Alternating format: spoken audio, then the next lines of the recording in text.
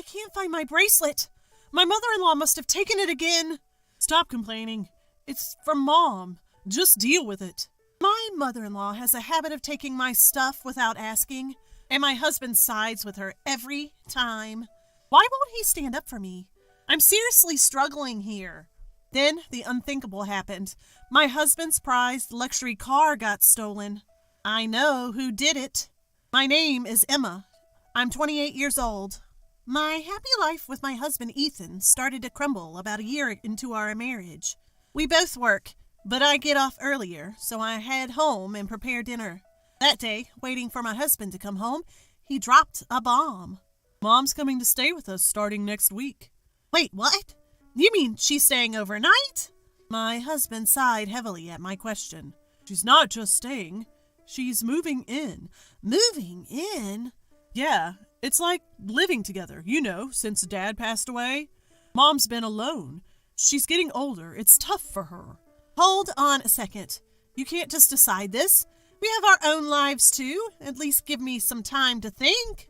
Despite my plea, my husband just grinned and brushed it off. It's fine. Mom wants to feel secure, so she just wants to live with us. I get that she might feel lonely and insecure, but you made this huge decision without consulting me. Couldn't you at least have told me?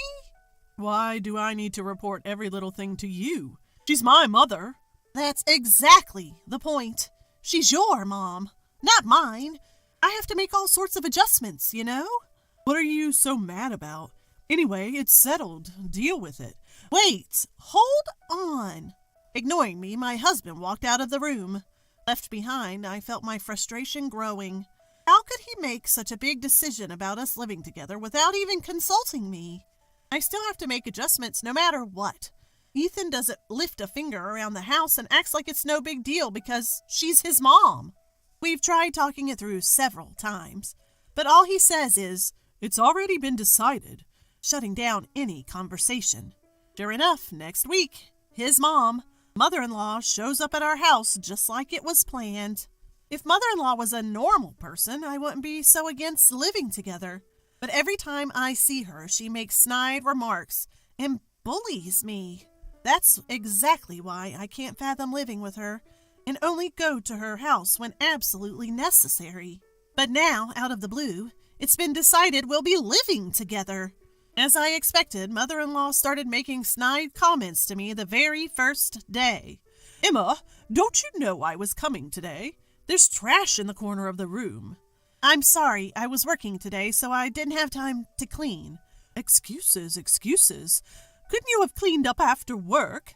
But then I wouldn't have time to prepare dinner. Oh, for heaven's sake, stop talking back. How do you even manage being Ethan's wife? Be more efficient. I'm sorry. 10 minutes in our home, and it's already like this. I'm really worried about what's to come. From that day on, mother-in-law's oppressive behavior escalated and constantly stressed me out. One day I came home from work, and mother-in-law greeted me with a huge smile, saying, "Welcome home."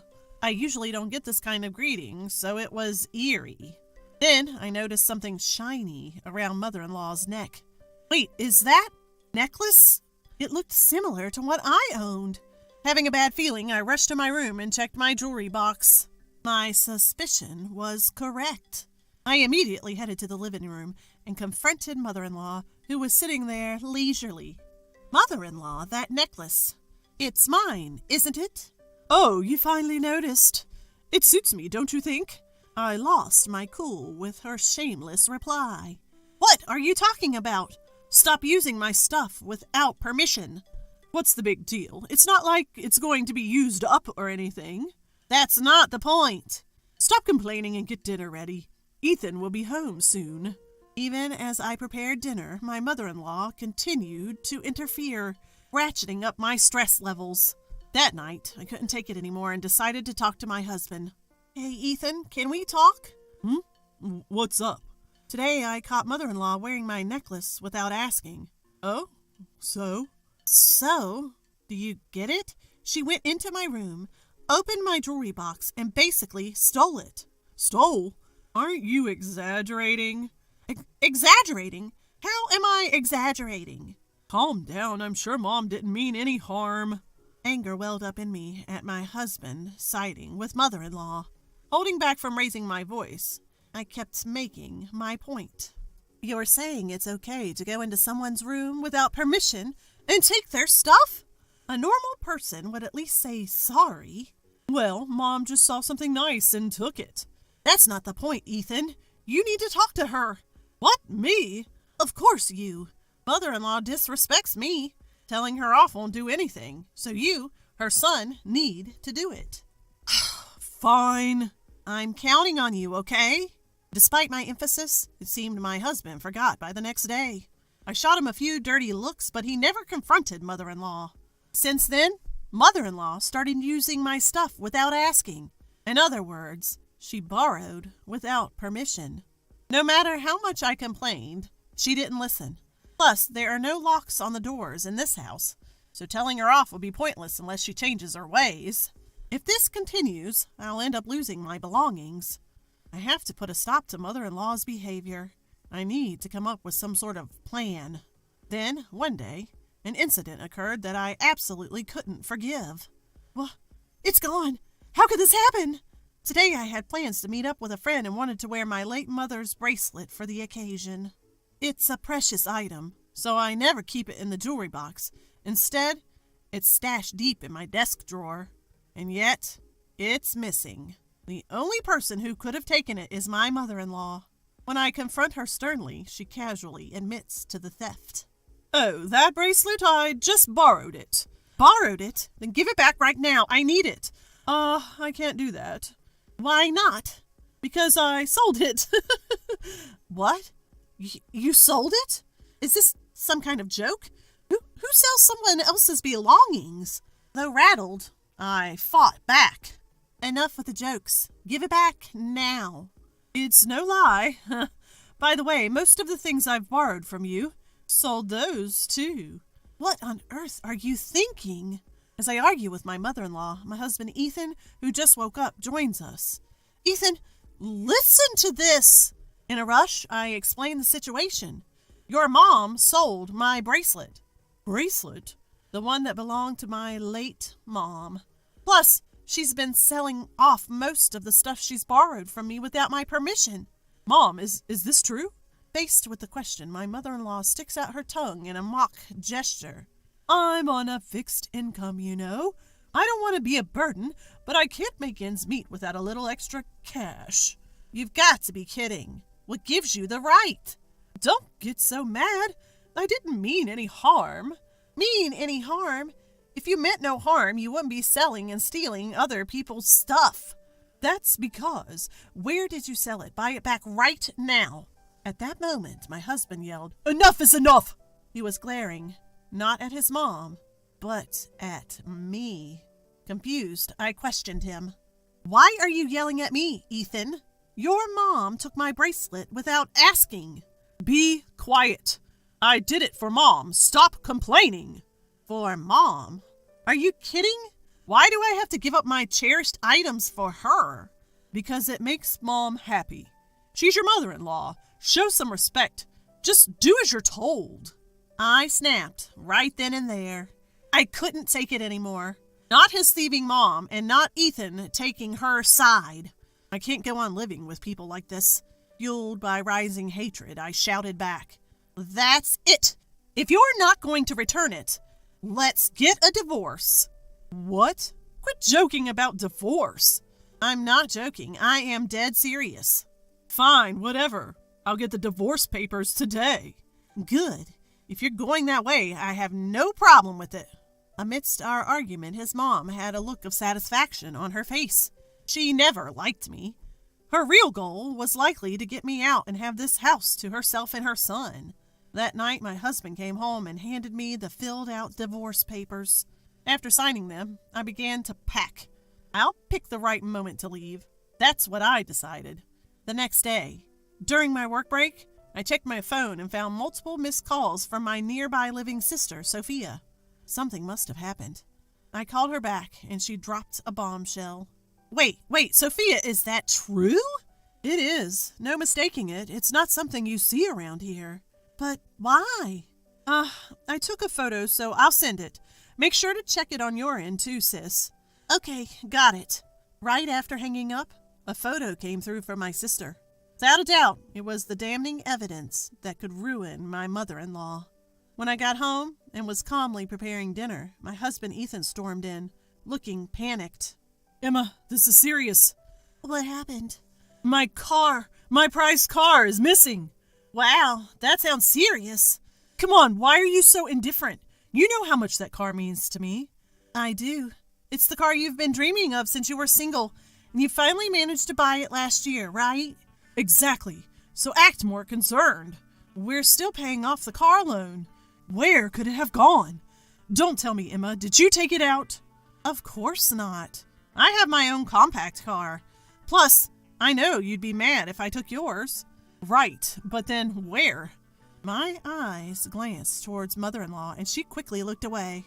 That confirmed my suspicion. Ethan, I think mother-in-law knows something. What? Why would Mom know? Isn't that right, mother-in-law? As I questioned her, mother-in-law's face turned ashen. What are you talking about, Emma? How is Mom involved? Well, I got a call from Sophia today. Sophia?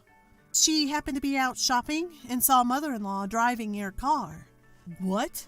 That car's a foreign model and it's blue, so it's pretty recognizable around here. Sophia said that she even recognized the license plate. Wait, hey, what's going on here? Ethan, now red in the face, confronted mother-in-law. Mother-in-law started stammering her excuses.